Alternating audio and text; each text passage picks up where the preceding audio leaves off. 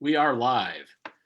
Greetings, Rinkcast, and welcome to Season 4, Episode 5 of the Blackhawks Rinkcast. I'm your host, John Jaeckel, and tonight we'll take a look not just at the state of the Blackhawks, but the state of the rebuild, with a deep drill down on 4 or 5 players and answer the question, are they potentially elite players that the Hawks can really rebuild a cup team around?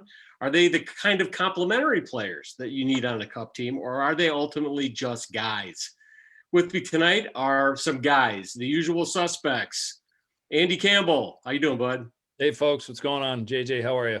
I am well, thank you. Sean Fitzgerald, the blogger to be named later, also known as Sean Goldstein. How are we doing tonight? Tonight's Brent Seabrook collection with the 3 stars on the side. So Nice, well the first of a few Brent Seabrooks. Nice, well played. And my co-host, partner in crime, is making a reappearance on the Blackhawks Rinkcast, as hard as that is for him. Jeff Osborne, also known across the interwebs as Gatekeeper. How you doing? What's up, man? What's going on? I was waiting for you to hit the soundboard or something. I know. I don't think the soundboard's working. But hey, I'm wearing this nice puck hockey wear. We don't want to forget about our sponsors and this puck hockey hat. The host hat. Well, I was getting to that. You kind of bogged my whole script, but I've grown used to that as well. And last but not least, from the banks of the Danube River in Budapest, Hungary, a grizzled veteran of the Hawk blogosphere, a recurring guest of the Rinkcast, and along with at White Sox history, part of the small yet vicious group of Rink-affiliated attorneys, Stache ESQ. How you doing, pal? I'm just trying to stay warm, guys. It's a little bit hard these days. Try to stay indoors as much as I can. That's a challenge. Yeah, it's a challenge. But at least we have some sort of semblance of fun hockey team to watch sometimes. So I'm sure we'll get into that in a little bit deeper shortly. Yes, we're going to dive into that in a robust manner, as they say. Before we get started, let me show off my sweet Shoot Pucks Not People red and black flannel from puckhockey.com, the official sponsors of the Rink.com.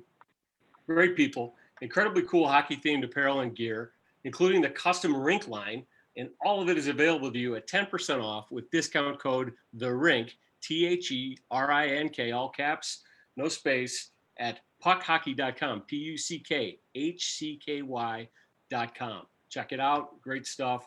Buy the gear. Gents, and I use that term loosely. Let's talk rebuild. My belief is that the only real purpose of a rebuild, if you're rebuilding, is to win Stanley Cups. I do think that there are some in the fan base, the Hawk fan base, who would be happy with the Hawks just being a team that makes the playoffs year after year. People, I think, who don't want to go through the real pain that you have to go through to really rebuild the team.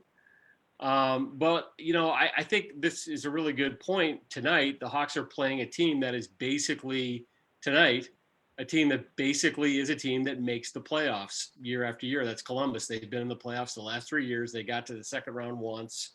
And I don't think that's what the Hawk fans really want to be in the end whenever they get through this rebuild. If you want a team that wins 1 or 2 or 3 cups and is in top 4 to 6 teams in the league for 6 or 7 years, then you don't have to look any further than the Hawks from 2009 to 2015. But you had at that time on that team, you had 4 to 5 elite players. You had Kane, Taves, Keith, Hossa, and probably Corey Crawford. 4 of those 5 players are definitely going to the Hall of Fame. That's a big order. When you look at teams like LA and Pittsburgh, who also won a lot of cups over the last 10, 12 years, they also had that core of really, truly elite players, not just guys that you have in a fathead on your wall and you think they're elite or you want to believe they're elite, but really elite guys. And then you need those several outstanding complementary players like the Nicholas Hjalmarssons, the Dustin Byfugliens, the Patrick Sharps, et cetera, et cetera. So you need that group of people, Brian Campbell, that group of people as well. Today in the Hawk organization, I think it's fair to say you have 1, maybe 2 bona fide elite players one of which will turn 33 this year. That's Patrick Kane. And the other one will turn 38. That's Duncan Keith. Kirby Dach and Adam Boqvist are still really unknowns as far as what their true upside is. You want to think they'll be elite, but if you're really comparing them against the Jonathan Taves and the Patrick Kanes and the Duncan Keiths, that's a high bar.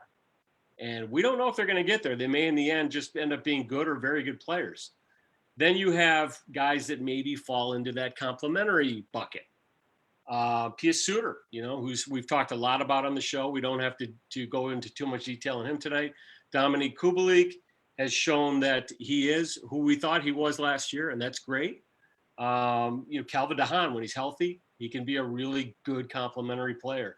Alex Debrincat, perhaps he's one of those players. And maybe say Ian Mitchell gets into this conversation in a couple of years. But still, you need probably 7 to 8 of these guys to win a Stanley Cup, So when you hold these guys up against the Hawk teams of 10 years or so ago in terms of a truly elite player and truly guys who could be part of that complementary tier on a cup winning team, I'm going to throw some names out from our current roster.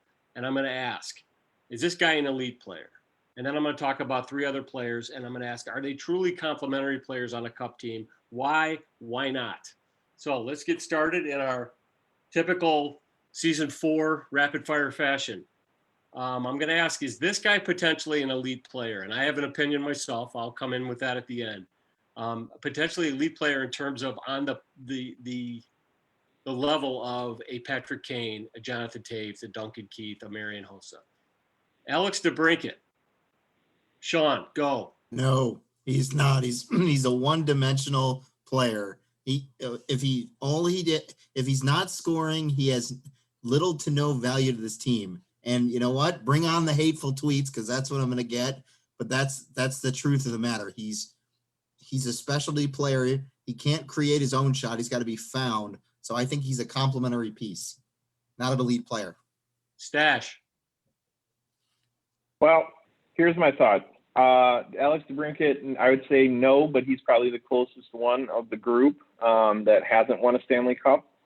But I also think it's a little, it might be a little unfair to compare them to guys that are Hall of Famers on the team, and we've been a little spoiled in that regard. So while I don't necessarily think he'll be a Hall of Famer, I think he's still got the potential there. Little concerned about the same things that Sean is, but I think it might be a little too early to make a ruling one way or another. But I think he's probably the closest one in the group to be able to get to that point. That's fair. Andy Campbell. I will say yes, potentially yes, elite. And here is why. He's 23 years old. He has a 42-goal season. We won't know how many goals. We could calculate however many goals he has this year, what the equivalent of that is an 80-plus game season. He did have an off year. There's a flame lit under him. He has some fire. If next year there is a full season as a 24-year-old, he has a second 40-plus goal season. That is an elite goal scorer. That's an elite hockey player. That's a really good point of view and well supported as always. And finally, last but not least, Gatekeeper. What do you think? You had to start with Alex Debrincat first, didn't you? I mean, speaking of hateful tweets about or regarding Alex Debrincat, that's what I'm going to be getting. Of course, I've said it before, and I'll say it again. I don't think he's an elite player. I think he's a complimentary player, and I think he's a really good complimentary player. But I don't think he's necessarily going to always be that on a good team. I don't know that he's going to be that first line winger. I don't know that he is, because he really has never been on this team. He had a good season, but he was never that top echelon winger. He was second line winger playing with Dylan Strome, and that's complimentary to me. That's complimentary. That's not elite. That's complimentary. And Andy did bring up a good point. Like, he's got 40-goal season in him, but he's got an 18-goal season in him too. Mm-hmm. And he went 24 months with his scoring being cut in half. He was useless. He was a useless player because he wasn't scoring goals. He wasn't doing anything else. In the playoffs, he was invisible last year. So I don't think he's elite. I think he'd be very good. There's nothing wrong. It's like the Hall of Fame and the Hall of Very Good. He could be the Hall of Very Good, but I don't see he's an elite player at the NHL level. Nothing's told me that he's elite. And I want to clarify, I'm not saying he's elite right now. I don't think he's elite right now. I think he has potential to be elite. I just wanted to clarify that point. And I think he could be an elite goal scorer, but like an elite player, I don't think he can. I think he's got goal scoring talent, and it's really, really high echelon talent. But I don't think he's going to be an elite player. I guess it depends on how you qualify elite. I mean, if he makes a few Yep. All-Star game appearances, would you call that elite? I would. Yeah, I mean, I would. But I agree with that. Is he going to the Hall of Fame? I doubt it, but who knows? But again, I mean, we can talk about complementary players to Dylan Strome. I can find a couple kids on my son's 8-year-old team who'd be great complementary players to Dylan Strome. All right, wait a second. You're getting ahead of. I was going to say Dylan Strome's got to be the next player John's going to throw out because he's going to stir the All right, pot. I'm sorry. Talk about Every it. time that name comes up, I get a little revved up. My bad. How you get revved up about Dylan Strome, I get revved up about Alex Debrincat. So Fair. Well, it's funny. My point of view on Debrincat is kind of shades of what some of you guys have already said. I've always said about him, he's a guy who, if he's scoring goals, he's a great player to have. But if he's not scoring goals, he's a passenger. He's not a guy who's going to really make a difference in any other aspect of the game. And I did a little dive into the statistics this morning, and it's early in the season, hard to say, but some of those tap-ins that he's had, I could finish those, on my $250 CCM tax, I could finish those. And that's not to diminish. He's having a good year. And the thing about Debrincat has always been is that he's got that shot, and he knows how to use it. He knows how to use other players as screens. He gets it off in sneaky areas, and I've always thought that a pretty good analog for him in terms of a player's played in the league was Luc Robitaille. A guy who was not the greatest skater, but man, he could score some goals, and I think that as long as Debrincat's got somebody who can get him the puck, I think that he could get a lot of goals. He can be, 35, 40 goals a year. If he's got an elite guy like a Patrick Kane, who's getting him the puck a lot right now, I think he can be. And so to me, that's probably a somewhere between a complimentary and elite player on a very good team, but he's going to rely on others. He's not a guy who's going to go out and create all those goals himself, like Kane can, like Jonathan Taves could, like Marian Hossa could. So good first round. Let's move on. Here's a guy I want to talk about because I was watching him the other night, and I think he's really stepped up. And Andy, you kind of touched on this in our chat today, and I think you're seeing some of the same things I am. And Connor Murphy, in addition to playing some pretty solid defense, is becoming pretty stout, in terms of what he brings to the table physically. I think there's always been an element of that there, but it just seems like he's grown into his body a little bit. And I know he's going to be out now for 10 to 15 days with a hip thing, but I'm going to start this one off and say that I really think Connor Murphy is a guy who quietly is making a case as a guy who could be part of that complementary group on a really, really good team. And filling a role as being more of a stay-at-home type of defender and bringing that physicality that across this roster they need more of. So I'm going to say that, and I'm going to turn this one over to, well, Sean's gone, so I can't turn it over to him. I'm going to turn this one over to Gabe. Go. Mute button. All right, so I think he's a great player. I think he's a great, middle pair. He could be on a shutdown pair. I think he's physical, which is what you need in this league. You need some physical players to complement all these, jitterbugs.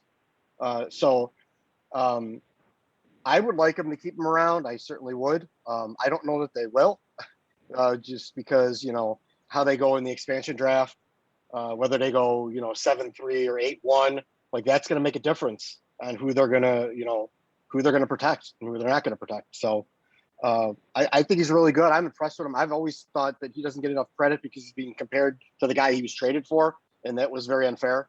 And, would he be great to usher in these young defensemen and some of them who might need to become physical?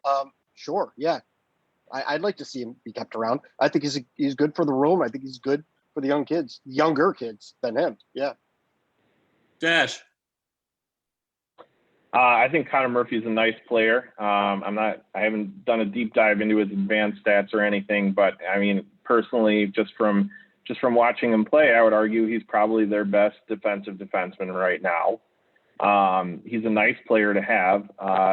He's 27 years old, so I don't know if, there's a next step for him. So I think you're pretty much seeing the ceiling right now. So, yeah, he's a nice player to have. He'd be a great depth guy on a competitive team. But as far as keeping him around and building around him, I don't know if that's the best idea. I think the team should definitely be open to, listening to offers for guys like him. There's a couple other guys we can talk about that are in that conversation as well, and I'm sure we'll touch on it. But I think he's definitely one of those guys that could land you some nice assets or potential assets in picks at the deadline. He's a nice player, but at 27, he's a good mentor, but I think he's pretty much at his ceiling. So I don't know, how much you're going to get out of him. I mean, he's a nice second pair defenseman on a really good hockey team. He's a top defenseman on a not so great hockey team, which I think is fair to say where we are right now. Fair enough. Sean. I think you're going to need to keep Connor Murphy around just to have an established defenseman on the back end, because whether he's elite or not in the NHL, you still need solid defensemen when your younger kids are getting acclimated to the NHL game. Like if we didn't have Calvin DeHaan and Connor Murphy, our defense would be in shambles right now. And I think that's just a testament to what they bring. And I think he needs to be around at least for a little bit longer until the kids are ready to take over. And then you can trade him or you can let him go. But Connor Murphy, I think, has been solid for them since they've got him. And I agree with Gabe. Comparing him to Nicholas Hjalmarsson was unfair. Oh, for sure. And that's the thing. And that's kind of the purpose of tonight. So that's a really good point, because really you've got, if we're going to call these guys complimentary players on a cup team, then that's a standard that they kind of have to get to, because Nicholas Hjalmarsson never really has been an elite player, but he was a damn good complimentary piece, on some really good teams. Yeah, he was the second pairing defenseman. Him and Johnny Oduya were great together. Right, exactly. So This is good conversation. And I don't think anybody's saying Connor Murphy's elite.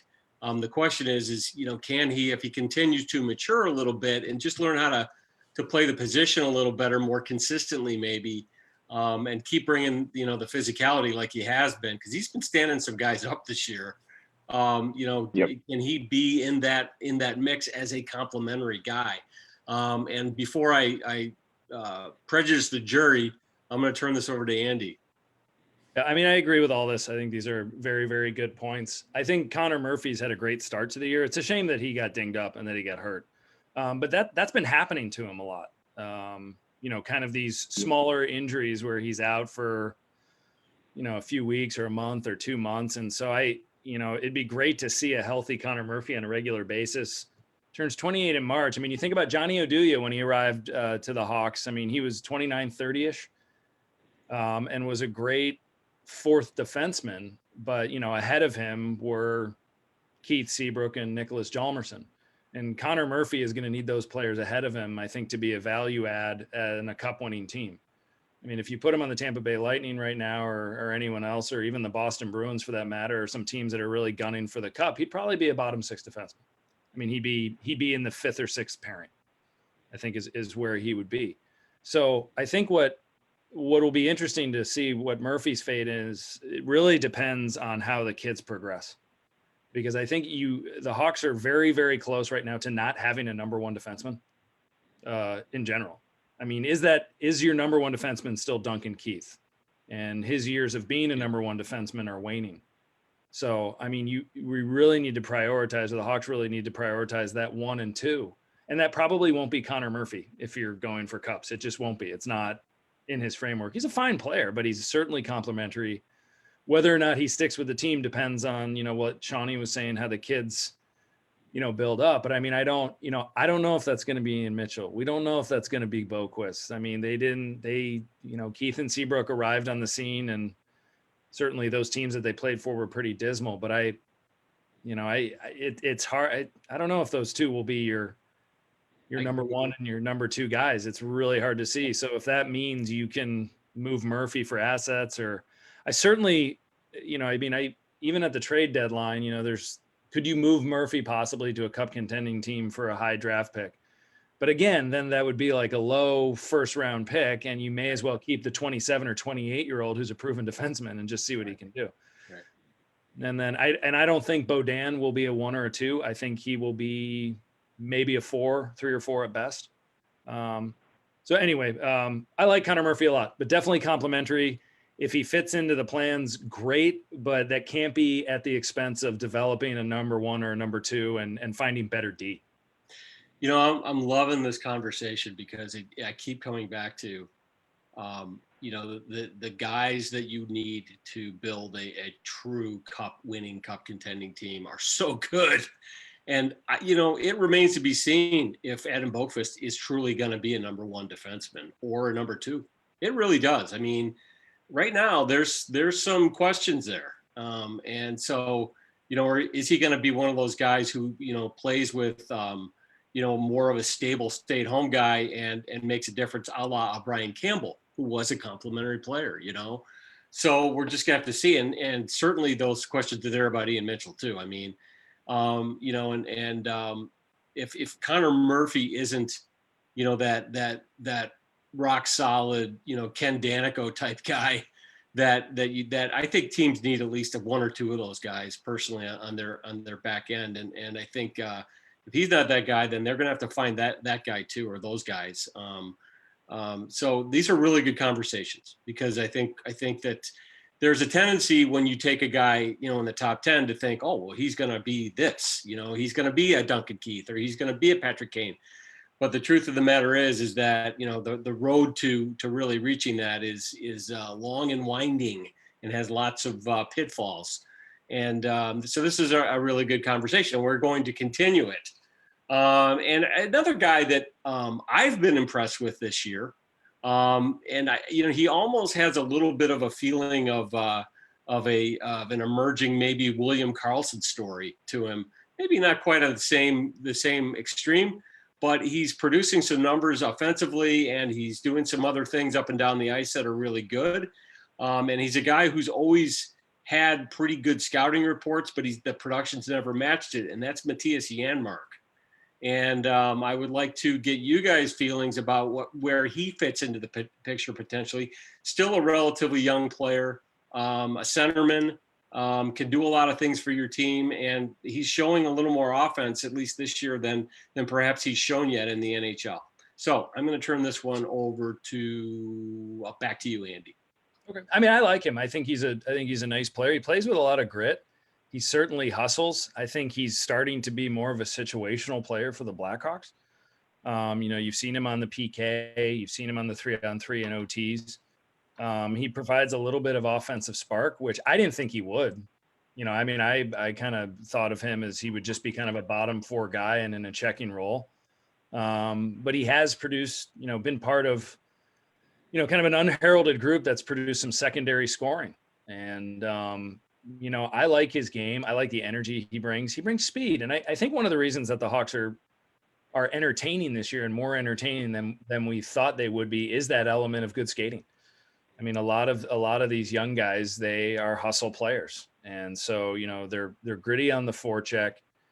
They back check hard. They do a lot of the little things because they want to play in the NHL. And he falls under that category. Definitely a complimentary player on a cup winning team. I mean, if we keep going back to this, still a 3rd or 4th line guy. And certainly not irreplaceable by any stretch, but he could end up being one of those players that is just going to be a bargain player for a long time. I mean, I don't know if there will be a bunch of teams willing to offer him long, lengthy deals. And so, dare I say, cheap labor, but he would fall under that category of someone they could afford to keep for a long time.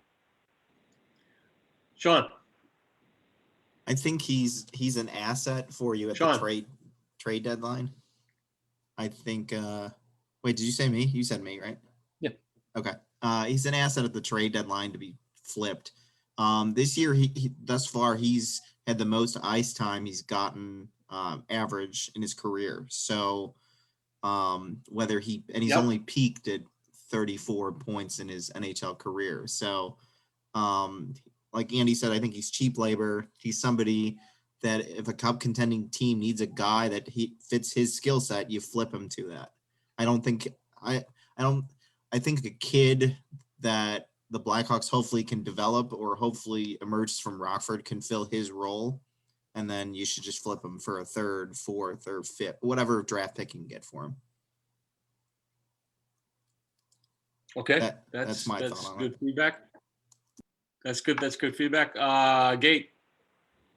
Yeah, I'm sitting here and I'm looking at Andy on the screen because I see Brandon Hagel racing up the wing, and he said he's going to score his goal tonight. And of course, it didn't happen. But anyway, yeah. I mean, Janmark, he's a forgettable guy. He's a hired gun, defensive specialist kind of guy. A good team can bring him in, like Andy said, a bargain guy, bring him in to play in your third line and kill penalties for the playoffs, or for that team like Toronto that just needs to get over the edge or whatever and needs some defense to help him out, low and the lower lines. That's what he is. Laz and Powers, I was kind of listening to that to them, and they were talking about Janmark, and like his 5-on-5 possession numbers are just in the toilet. They're like 30% for Corsi and all that stuff. So like his 5-on-5 numbers stink, but he's a good penalty killer. He's good defensively, and he scored. He's scored at opportune times when he hasn't previously in his career. I don't think it's something that he can maintain, but he's having a good year with an iffy team, and that might give him a little bit of a bump in the salary area. But he's a guy that's forgettable, and like for a team like this, I don't know that he was necessarily a need, because you're bringing this one guy in on a 1-year deal that's a defensive forward. I don't know, he's just a spot filler for them right now. I don't, it's not worth keeping him around for me. Stache. Yeah, I'm on the same boat. He's got a $2.25 million cap hit on the year. Very tradable contract that ends at the end of the season. He's got 5 goals on the year, which is really nice, but he had 6 the last 2 seasons, each of the last 2 seasons. So he's vastly overachieving. And I think that a lot of that probably has to do with the fact that he's playing on a team that isn't so deep. So he's getting more chances that he maybe otherwise wouldn't have had. And then a team like Dallas that was in the Stanley Cup final. I think he's a nice deadline acquisition for somebody who's serious about making a cup run and wants that shutdown guy. He's a nice player to have, but we have a bunch of nice players to have. As far as 5-on-5 numbers, that's a team-wide problem, I think, Gate. I think the whole team is not really getting the job done at 5-on-5, offensively at least. So yeah, he's a nice guy. I'm definitely on the trade wagon at the deadline if the offer is good, and Stan should start shopping him around as soon as it's feasible to do so. So Janmark I put him sort of in the same category with guys like Sammy Paulson and Marcus Kruger, who are worthwhile as penalty killers and depth centers who can win faceoffs. And, good, Marcus Kruger was on 2 Stanley Cup teams and he played a role on those teams. And so, but I hear everything you guys are saying. I don't disagree with any of it, but I'm going to do a little lightning round now, real lightning round. So you got to make a choice today and going forward on this team, and say the dollars are roughly equal. Ryan Carpenter or Mattias Janmark? Gate. I'm a Ryan Carpenter fan, so I'm going to say Carpenter. All right, Andy. Carpenter. Stache. Carpenter. Sean. Just to be different, Janmark. Woo. I think I'm gonna go with you on Janmark because I think Janmark is a little more versatile and can do a little more offensively. I like Carpenter too, but there you go. 1-0 Columbus. Yeah, Bodan, that was what on earth was he doing? That's a shorthanded goal. Oh, Yeah, he just Yeah, tried you to gotta- go through two guys by himself as the And then last- Kevin Lankinen gives up a long softie. oh. I don't trying to beat two guys and you're the last defenseman. I just wow on the power play. No, Kevin Lankinen. Oh, Dan thought he was Cale McCarr for a second there. Yeah, I don't. Yeah, make that It's not mistake. Cale McCarr. Not many guys are Cale McCarr. No. Kevin Lankinen. Let's talk about Kevin Lankinen because there's a certain amount of what's the word I'm looking for? Buoyancy in the Hawk fan base around Kevin Lankinen right now. Maybe people getting a little bit out over their skis about his potential and career projection. And I know we have a goalkeeper here by the name of Gatekeeper who will offer some opinions. Our own Ray Napientek, offered up a really good point of view on Lankinen, and I think there's some truth to this. That once he gets through the league, circulates through the league a couple of times, and the league kind of develops a book on him, his tendencies and where his soft points are, then some of these stratospheric stats may start coming back down to earth a little bit. So I'm gonna ask the question. Is Kevin Lankinen a guy who? And we talked about this last week, but I may ask this a lot because we're going to see the body of evidence is going to grow throughout the year. Is he a guy who is potentially the starter for this team as it starts to climb back into cup contention? I know it's early, but let's talk about it. And I'm going to turn this over to Stache. I mean, my opinion is it's way too early. I mean, it's really nice to root for him, and I'm certainly loving what I'm seeing. He's on a hell of a run, no doubt. He's definitely in the Calder conversation as of right now. But I think the team's hot right now. There's an inevitable drop-off coming. I don't think his numbers are going to be sustainable once that happens because I don't think the defense is good enough to sustain where they're at right now, personally. He's a nice guy. I think it's too early to tell. I'm rooting for him. I'm not gonna crap in the cereal or anything. He's really fun to watch. And I mean, let's see what happens. As far as the goalie of the future, I think it's too early to tell. I think he's a diamond in the rough right now for this team. Let's not kid ourselves. He wasn't the starting goalie when the season started, at least as far as the organization's concerned. I think everyone's fairly. I think everyone can fairly certainly agree that they had an idea of more of a 3-man rotation going to see who would win that job. And, he's been on a hell of a run, and he won the job, and he deserves it. I think they should ride him as long as they can. But, I mean, he was not the opening night goalie. There's no way that anyone anticipated him playing at the level that he's currently playing at. And, I think it's too early to tell. I think he could certainly be that guy, but I think there's definitely a drop-off coming. I guess we'll see what happens, but he's definitely fun to watch, and he's an easy guy to root for. John. I think there's potential there. He hasn't faced Tampa Bay, which is that's going to hurt his numbers. But there's potential there. Like, will he be the goalie of the future? I think right now, by default, he has to be. Because what else do you have in terms of the system, in terms of we know what Malcolm Subban is. This is his third team. Colin Delia, people project him out as a backup NHL goaltender. Nothing wrong with that. There's roles for those guys, but that's what his projection is. And Kevin Lankinen, right now it's untapped. We don't know what he could be. So I think he's your guy until it's his net until he loses it. And hopefully, like, playing teams by Tampa, like he doesn't lose the games on soft goals or something like that. Like if he gets beat because his defense let him down or something like that. Like it's not on him.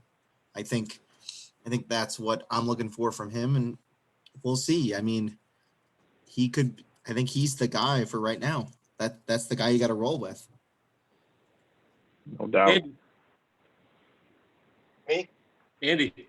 Oh, yeah. I mean, it's a really neat story right now, and it's fun. It really is. And it's great, And I think it's nice that there's been a goalie that has come out of this group of, who's more or less won the cage. But I agree with everything that has been said. Yeah, sure, he's their goalie right now. The sample size is way too small. How he will be remembered in Blackhawk fan folklore is anyone's guess. We might put him right next to names like Alain Chevrier and Bob Mason and Jeff Hackett. Jacques Cloutier. Yeah. I mean, remember Ray LeBlanc when he won, when he was winning in the Olympics, and everyone's like, he's going to be with the Hawks. We're going to win. That didn't work out very well. I said on our last, I can't believe 2 podcasts in a row I'm using the name Jocelyn Thibault in my arsenal, but I mean, how is history going to remember him in fandom? I mean, these next few years could go down as some very, very lean years for the Blackhawks franchise. And if he's the guy during that time, then that's that. And, it might be a neat little, hey, man, that guy had 250 starts in the NHL, and that's great and good for him, and that's a nice career. Yeah. But is he that franchise changing goalie? Hey, we are not there yet. Not even close. Yeah, that's a good perspective. All right, Gate, I remember you saying the other day that Lankinen was growing on you. Is he still growing on you? I mean, there's nothing to not like about him, really, honestly. I mean, he's responsible. He's not too flashy. He's a lot like, say, a Corey Crawford was. Like, he wasn't real flashy, but he was in position most of the time. He made that save, when you needed it. I mean, how many breakaways has he saved already this year? And you can't deny any of that because I'm a big Colin Delia fan. You can't deny that at all. I mean, he's earned where he's at, and sure, he's your guy until he's not your guy. And I think at least now he should at minimum be given the consideration as the backup of the future for right now. He may be more than that if he continues on this historic run. And I know you were kind of foreshadowing something a little bit, but I'm gonna do a special, and I'm gonna kind of break down some Kevin Lankinen and stuff coming up, hopefully in the next week or so. And if he kept on the streak that he is now, you're talking about a year that rivals Ed Belfour's year when he was a Rookie of the Year and he was the MVP, and he was out of this world, and things that goalies don't do anymore as rookies. That's where he would be in that same echelon. It's not sustainable. So it's going to come back down to earth. But I mean, hey, if he turns out to be a 915, 920 goalie with the Blackhawks, the way they give up chances, I mean, that's great. That is wonderful. And there's nothing wrong with that at all. So I think right now he's at least at the minimum, maybe he should be given consideration is the backup of the future. He might not be the answer down the road, but we'll find that out later. Yeah. And I don't have a lot to say about him because I'm going to be honest with you. I haven't really focused on him that much, and I need to do so a little bit more. But I do agree. I think we got to see a much larger body of work. I think before we can say he is or isn't. I mean, so here we are, and I'm gonna just chastise you guys for being so damn realistic. I mean, I don't think we have that group of emerging players yet that we could say realistically are going to form an elite core for the future, or that second level of very, very good complementary players that we need to win a cup. So listen, I totally agree. I think there's a lot more work to do. And I think, in spite of the relatively good play of late, because they're still, if you really look at the record, they're still 6-8. And I think as last reporting, they were losing to Columbus tonight. So, people really hate when you remind them of that. Yeah, I know, but you know what? That's what we're here for. So I know. that's I what continue we to do it just because That's it our does. thing. Yeah, the So- reality of it. It's like, sorry, to smack you with a little bit of reality. Yeah, but I mean, the bottom line is that there's some positive here too, and we haven't talked about guys tonight like Suter and Kubalik because I think we all feel pretty comfortable that those are guys we want to have around, and that can really be contributors down the road, and we don't want to forget about those guys, and none of us are, But our point tonight was to talk about guys who, is Debrincat elite? Are these other guys potentially complementary players down the road? And it's more the hard discussions as opposed to the slam dunks. Like, Kubalik's going to be a guy that you want to have around, so good conversations. And again, let's just kind of pivot now to the team. I mean, since last week and what we've seen, any of you guys have any fresh observations about the direction of the team and what's happening? I know Colliton's getting a lot of bouquets of roses, I guess, if you will, or laurels in the media for setting the right tone with this team. Is that legitimate? What do you guys think? I'm just going to let you guys go. I think I'm sorry. There may have been money under the table from Colliton to Patrick Kane in that post-game interview where Patrick Kane said, yeah, he's really got us going, or whatever he said. Because then once Kaner mentioned that, then everyone's like, yeah, Colliton, man. Right. I think he has Kaner to thank for that. I don't, we don't know if it is Colliton's message that is leading to the surprise factor that is the current Chicago Blackhawks. I don't think any of us thought they would be competing in as many games as they have. And we don't know if that's Colliton. We don't know if that is young guys who don't care that there's no fans in the building and they want to prove that they're NHL hockey players. But regardless, I mean, it is nice to watch a team, whether this is the team that's going to do much or not, that goes out every night and believes that they can beat anybody.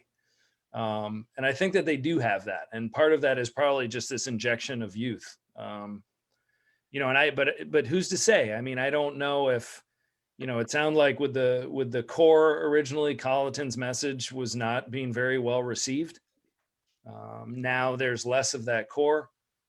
And Colliton has kind of worked up through the AHL and is now with the NHL. And I don't know how many guys he's actually coached in both leagues, but I don't know. I mean, something's clicking, and something is clicking in special teams. I mean, I don't think any of us, if someone came up to me and said, "Oh, I knew the power play was going to be good this year so far." I mean, come on. It was Taves that was holding them back. Yeah, when people do that, then I'm really ready to. I saw a comment on a thread. Somebody said, maybe Taves was the problem. And I just as I said in our staff chat, I said that dude needs to go sit in the corner someplace and hit himself in the head with a ball peen hammer for saying that. I mean, that's the dumbest damn thing I've ever heard. And I'm gonna touch on a little bit more on that in a minute. We had a question from, I gotta find it. Hang on, I want to chime in on the Colliton thing.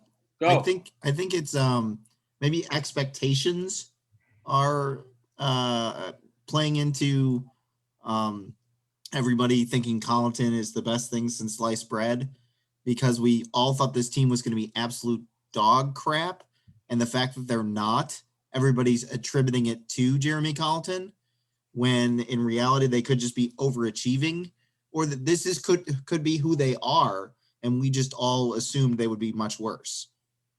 And I think that's I think Jeremy Colliton did a really great job of telling Kevin Lankinen to have a .933 save percentage. Exactly. That is why they're where they are right now. Or we're going to be unbelievable on the power play. Even the power play. If Kevin Lankinen doesn't have a .933 save percentage right now, this team has got probably 2 less wins, and you're right back in, what are they, 4-10, something like that? Yeah. I mean, and people are calling for his head at the very least, and they're saying, "Hey, is this the right guy to teach to these young kids?" Right. This is all goaltending. Gate. Look, nailed it. I will say this though: the power play is just crazy. Stache, were you going to say something? Yeah, I mean, I have an opinion on it too. I'm not really. thinking? I'm not really a big, not a big, Colliton guy. I'm certainly open-minded, but I think credit's due in the sense that they are playing hard. Look, this is not a good hockey team. This is a bad hockey team that's on a really good run. Like, let's not kid ourselves. They're not going to be in the playoffs and make a meaningful run in the playoffs anytime soon.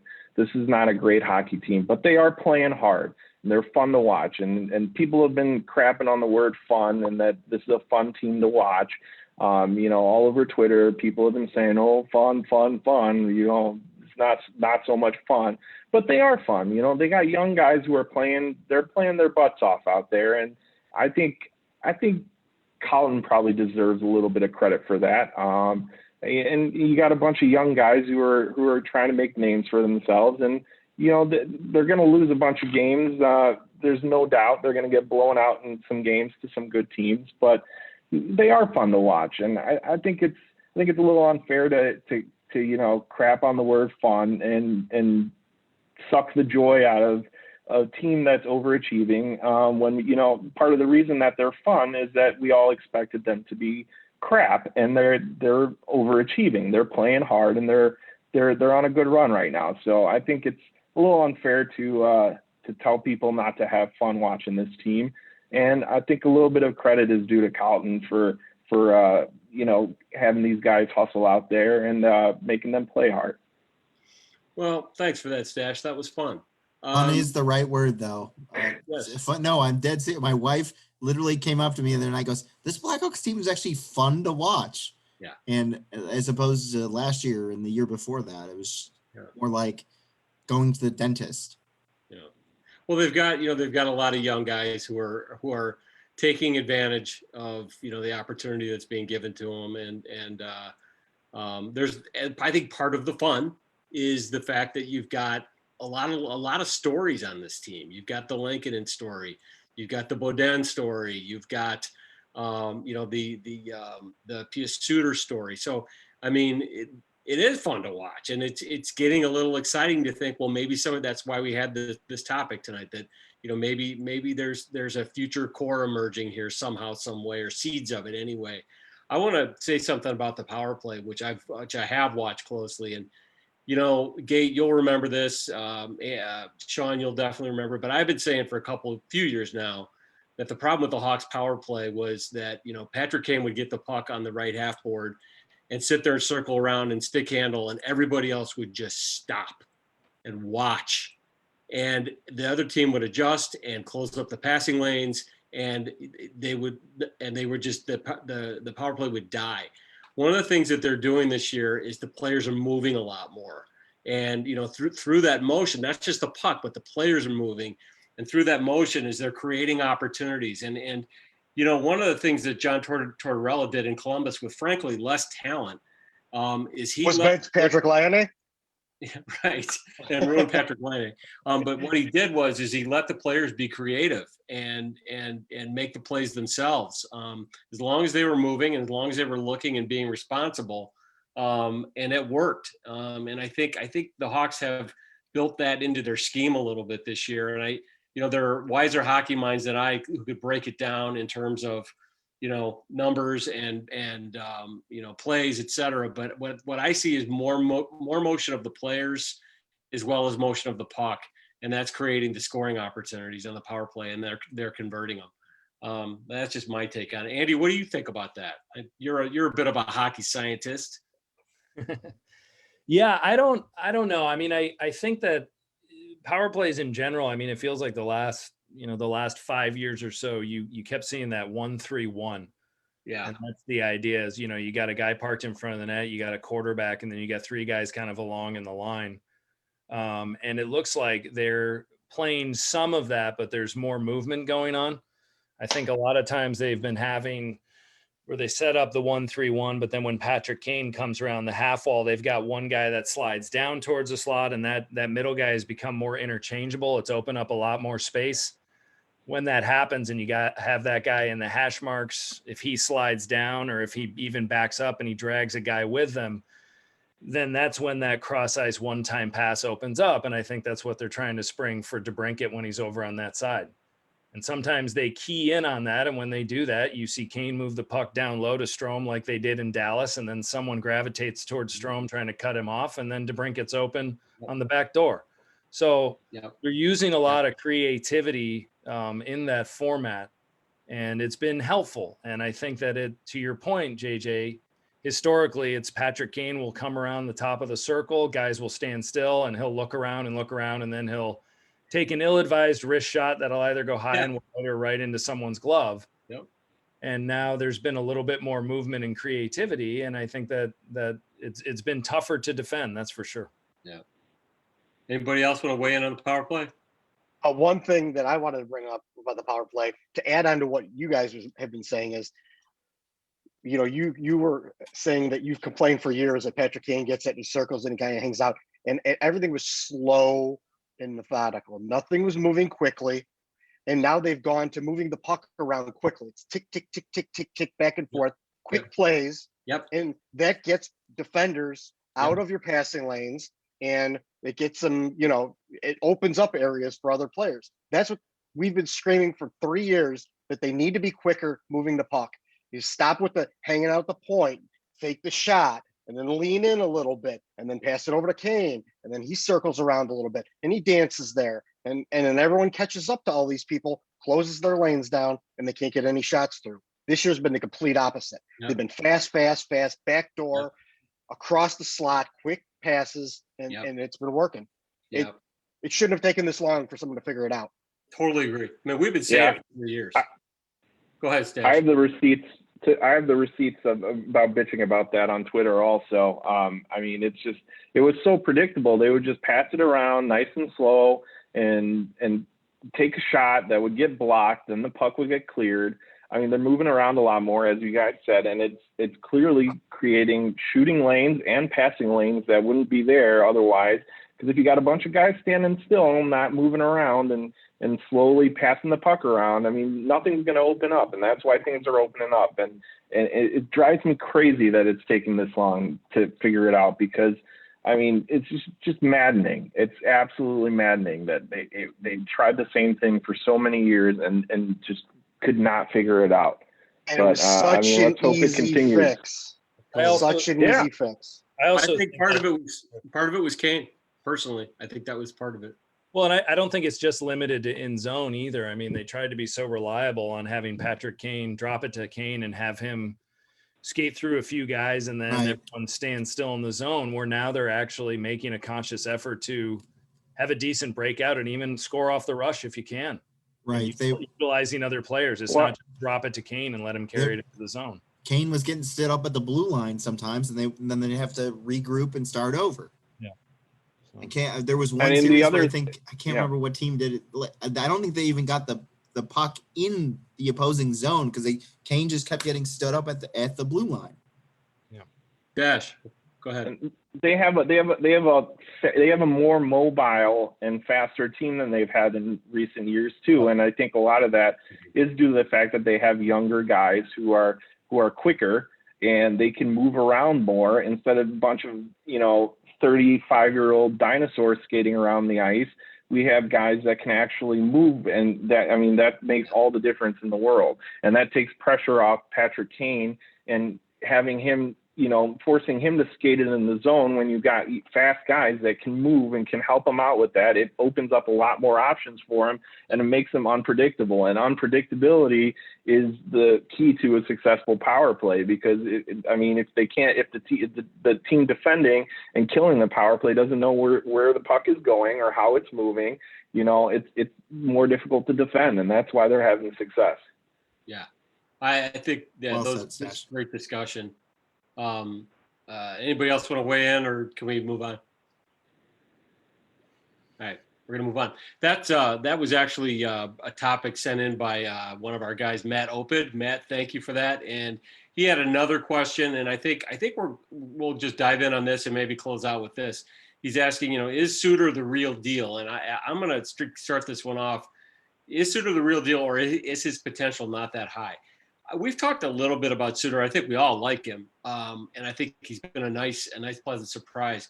To me, Suter's a guy like I wouldn't call him, say, Patrick Sharp, because that might not be fair. But he's a guy who does a lot of things well, and he can contribute in a lot of different ways. And he's a smart hockey player, he makes smart hockey plays.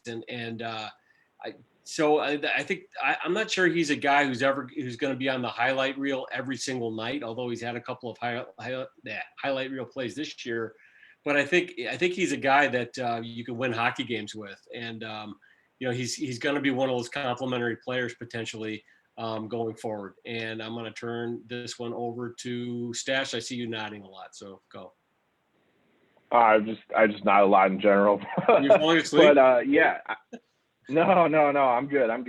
I agree with you. I think the Patrick Sharp comp is I think that's fair. I don't think it's unreasonable. I think him and Kubalik are both in that first, second line winger guys that you want on the team. Maybe not, the elite guys that we were talking about, the Hall of Fame guys that we've had in the past, but I think it's realistic to put them around that level as their ceiling.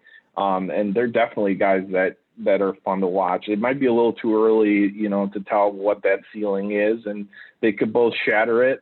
They could, flame out. But as far as, Kubalik and Suter so far, I don't think anything's indicating that they don't have the ability to sustain that. And I think that's a fair comp.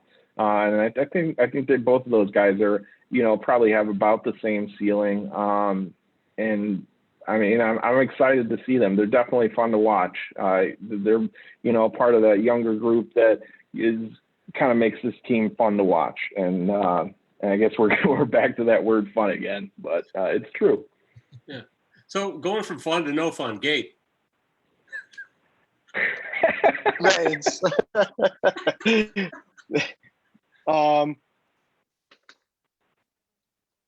P. Suter. Fun. Oh yeah. Sorry. I was tweeting. Pia Suter. I like Pia Suter, but I haven't seen enough of him yet to know really what he is. I mean, this could be another small sample size. He looks like he does.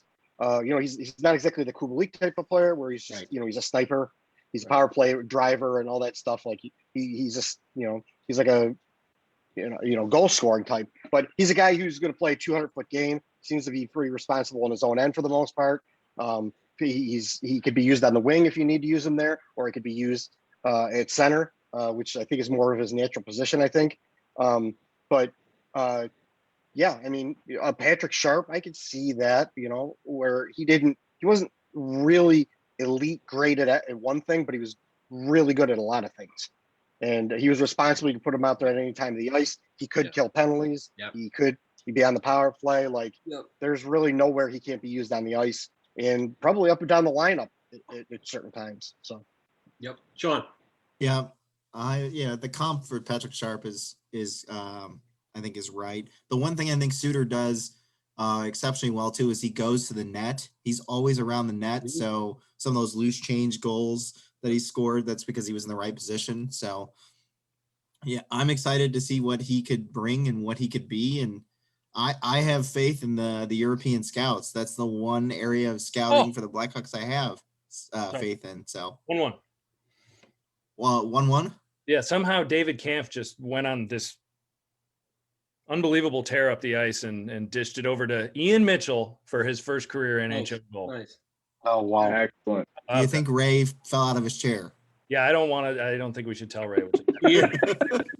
well, wait until Dylan Strome scores. Then it's gonna really be. Yeah, something. then I'm out. Yeah, then we'll get a bunch of expletives in the chat from Andy. Talk about going to the net. Ian Mitchell just said, "I'm going."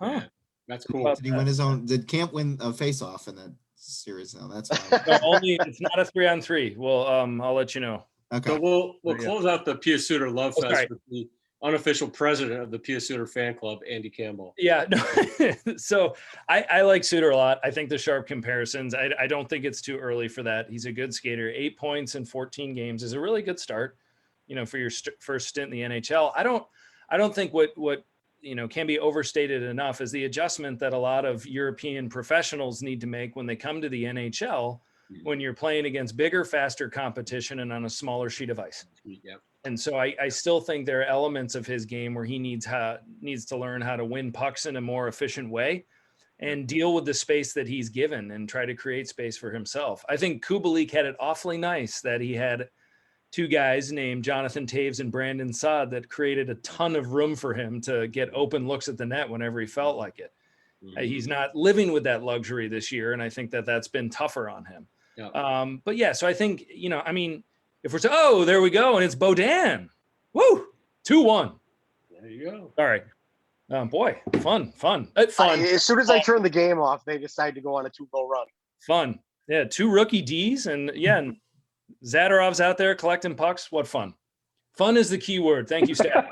I'm having fun. You guys are having fun. Hawks are having Andy's fun. just warming up to be like a color commentator. Usually Zadorov isn't collecting the pucks; he's actually giving them away. Yes, he's having or he's trying to hit the boards where somebody was actually there with the puck. Yeah, and I'll tell you who won the board battle to get that puck was Pius Suter. There you go. So that's good. Now kudos to Beaudin. Serendipity right there. Beaudin had an awful showing on that first goal against, and it's great that he just made up for it, which is terrific. Anyway, Pius Suter, really like him. I think there's a lot of promise there. I think he's going to be a nice player. Excellent. Well, guess what? We are right at the 1 hour point for this show, and it's time for me to end all the fun. And let's wrap this thing up and get on with the rest of our evenings and watch the rest of this Hawks game. Any of you guys have any plugs? Stache, you get to lead with your plug if you've got any. I don't have any plugs. I got nothing. Let's just have some fun. Let's make the most of when we can. When they're playing well, let's cheer them on. Let's hope that things. Let's just hope things are fun, and this team isn't a misery fest to watch like they were for the first couple games of the year. And let's just keep going, man. Let's see what we can do. Sounds good. Yeah. And you guys, you have anything else you want to plug? No, my hair is all natural. I don't have any plugs. For the time being, anyway. Yeah, it's graying, but yeah, no. To all those fun points, I think it's necessary to be critical. It's also okay to root for your team. That's all. Yeah, absolutely. Yeah, you got to be realistic in your expectations. I think is the key. Yep. That you can't be too far either way. Dave, I almost felt like you and I were being scolded there. No, I'm happy. I'm perfectly happy with what's going on out there. I just don't want people it's to think, great. I don't. Yeah, I just don't want to think it's something that it is. That's all. Right. Yeah. And that's the thing. And perfectly fun that to was watch. kind of the point of this show tonight was to, this is what's going on now is a snapshot. And what we got to keep, I would urge Hawk fans to do is keep your eyes on the big picture and the longer term perspective and where the team's going, and don't get sucked into the yearly anything can happen madness, but rather, just enjoy this while it's going on. And there's a lot of emerging storylines and as Stache has told us, and I think it's good advice, have some fun with it. And while you're having fun with the Blackhawks, please visit our sponsors, puckhockey.com, and pick up, for example, one of these lovely shootpucks.people red and black flannels. I'm going to tell you something. This sucker is warm. There's also blue and black Rink flannel, Rink logo flannel. And this isn't like cheap silkscreen crap. This is like embroidered, This is quality stuff. And it's reasonably priced. Plus, you get 10% off with that The Rink discount, THERINK, discount code at puckhockey.com. So I think it's time to wrap it up. I'm going to thank our guest tonight, Stache ESQ, from the legal department of therink.com. Gatekeeper for dropping in and reminding us of his role in the rink. Andy and Sean, part of the usual suspects. And to the rest of you for sticking with us for an hour or so, whether it's live or listening in your car tomorrow. Thanks for joining us on the rink. Everybody have a great night. And go Hawks and have fun.